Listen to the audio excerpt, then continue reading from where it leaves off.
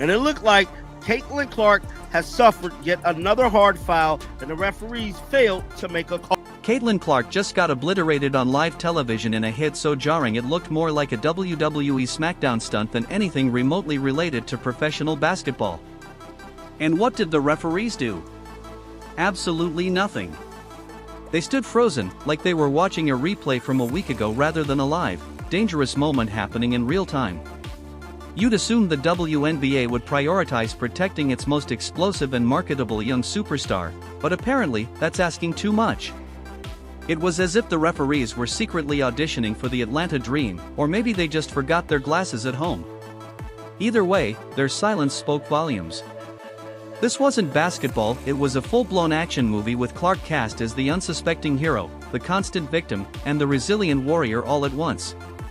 If you missed what happened in Atlanta, consider yourself lucky.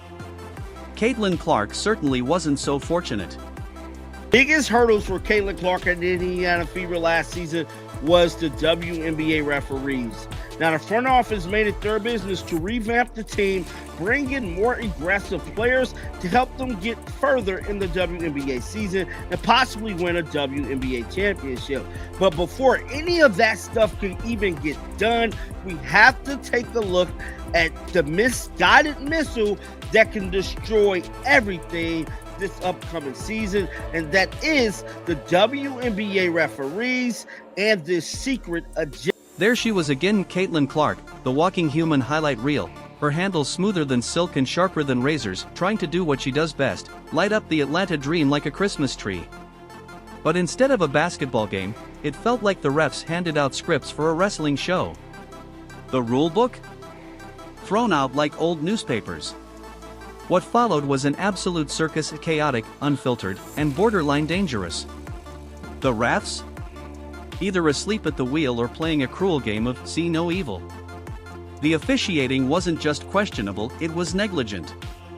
And if you've had it with watching clueless officiating take over a professional sport, drop your thoughts below, because enough is enough. And another case of WNBA referees dropping the ball, not making the right calls when it comes to Caitlin Clark.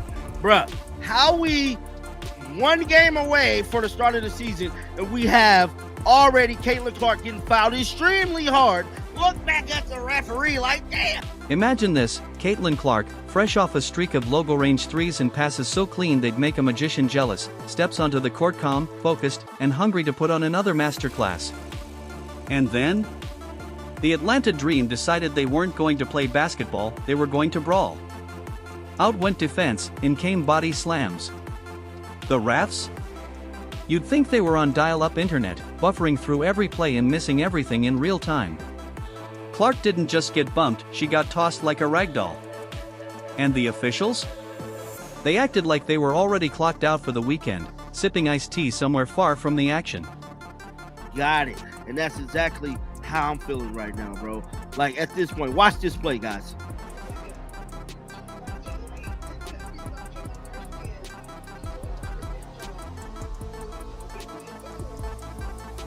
No call whatsoever. No call whatsoever. But they will call Caitlin Clark getting a technical. They will call Caitlin Clark getting a technical. Clark drove hard into the paint, laser focused on the rim, ready to finish a textbook layup. But instead of a clean play, she was met midair by a whirlwind of swinging arms and crashing bodies, as if she'd stumbled into a kung fu scene. The contact was vicious, unmistakable, and yet, dead silence from the refs. Their whistles may as well have been in a locked vault. Are they waiting for an injury so severe it trends worldwide before blowing the whistle? Or maybe they're testing some bizarre new WNBA guideline, if no bones break, let it play out. The jealousy of Clark is because the insane amount of publicity she gets. How much is the jealousy is because she gets so much money from endorsements? How much of it is because she's white? How much of it is because she's straight? I have no idea. And I have no idea what percentage of the women are jealous and to what degree. I can't get in their minds.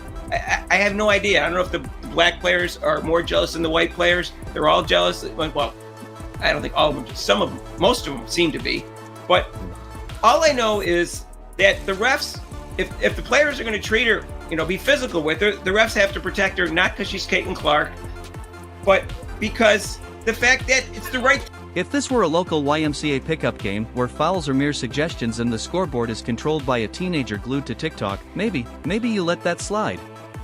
But this is the WNBA. This is professional basketball. The crowd gasped, social media went into meltdown mode, and still, the game rolled on like nothing ever happened. As if Clark tripped over a loose shoelace rather than getting body checked by a full-force defensive swarm. And this isn't an isolated case, it's becoming a disturbing trend. Caitlin Clark, the league's punching bag. But despite every hit, every uncalled foul, and every chaotic moment, she kept doing what she does best. She took over and owned the night. Say this. The Atlanta Dream, not quite Nate Tibbetts. If you guys know anything, like Nate Tibbetts, literally like he would throw 17 different looks at Caitlin per quarter. He would throw a different look at Caitlin every single possession. However, you could drop Caitlin Clark in the middle of a dodgeball apocalypse and she'd still be draining logo threes with surgical precision. That's just who she is. She orchestrated the Fever offense like a symphony, every pass a blade, every movement deliberate and unstoppable. This wasn't just a game, it was art, intelligence, and swagger colliding on the hardwood. Clark's court vision is so advanced it makes most defenders look like they're running outdated software. Others would crumble under this much chaos. Not Clark. She simply adjusted her ponytail, lined up another 30-footer, and splashed it home. When the refs vanished, Clark clocked in harder. Her stat sheet? A monument to excellence. No amount of missed whistles could dim the brilliance she displayed. Indiana Fever fans, we got another W in the preseason against the Atlanta Dream, 81-76. There's a lot that went on in this game. So this was a very competitive game. All the way through, they were given full court defense on Caitlin Clark. For the most part of the game, the starters did sit after 3.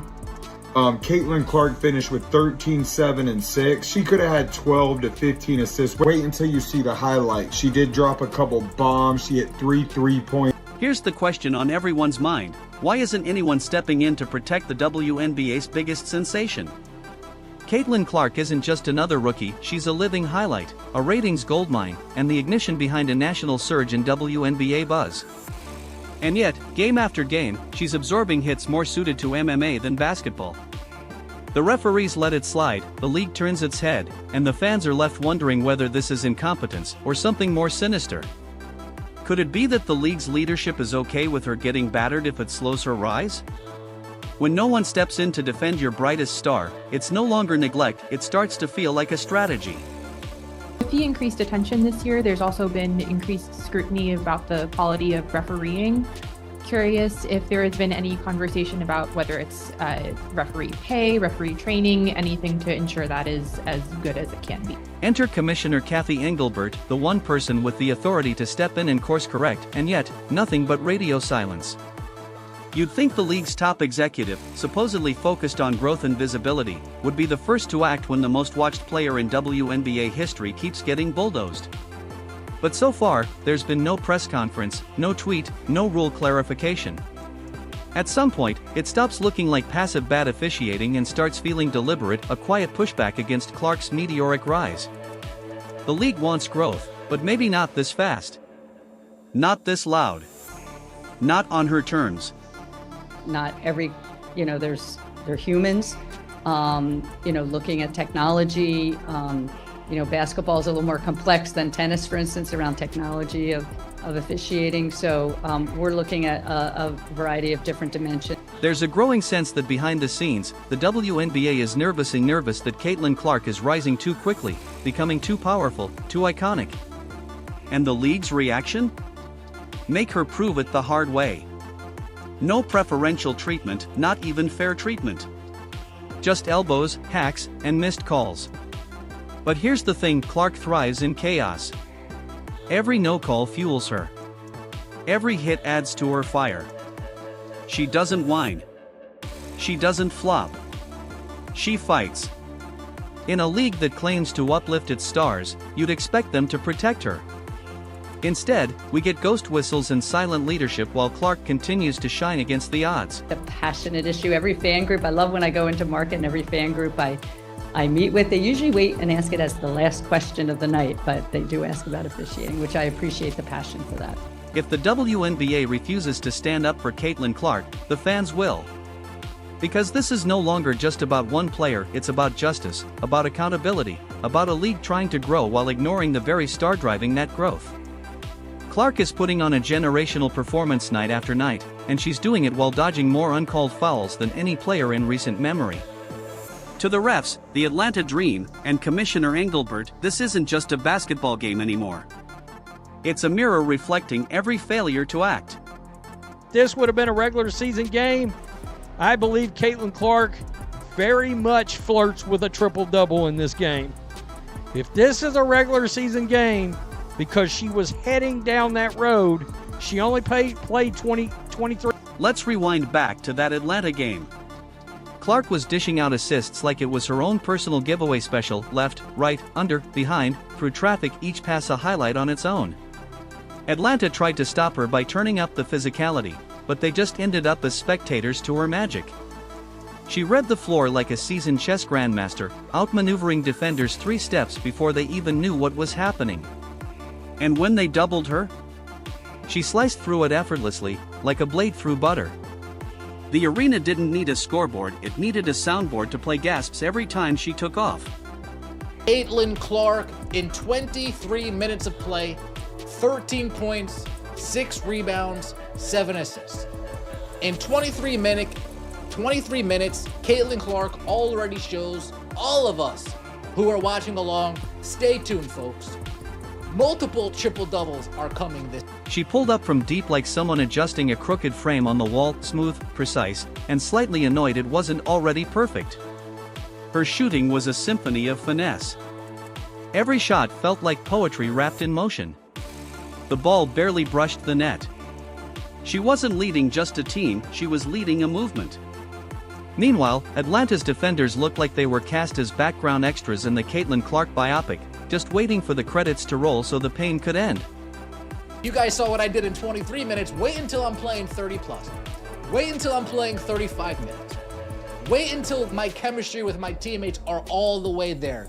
Wait until Stephanie White fine-tunes this offense around me a little bit more, tweak something here, tweak something there, and we get really into the swing of things. If you're a Caitlin Clark fan, an Indiana Fever fan, you got to be happy with what you're seeing from Caitlin Clark. But Clark didn't just deliver on offense, her defense was razor sharp.